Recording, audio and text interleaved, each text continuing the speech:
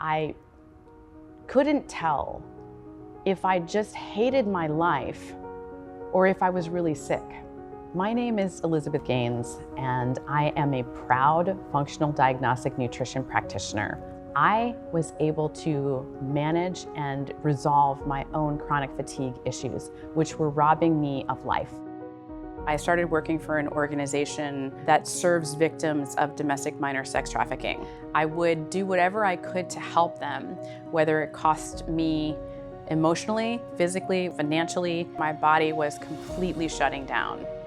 Cortisol is our body's first line of defense against stress. And when the stressors are constant, there is no time to heal the damage that was done by the last stressor.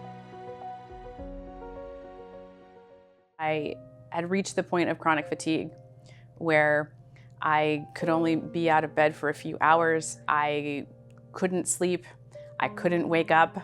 I couldn't digest. I was sick all the time. I couldn't sustain connection with friends, and I just was thinking about the moment when I could go back and lie down again.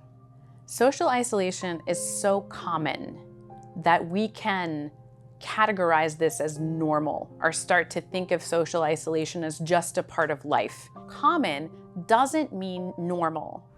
So I went to the doctor. I went to several doctors, and the doctors all said, your blood work looks normal.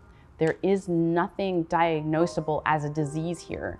This is in your head. You're just depressed.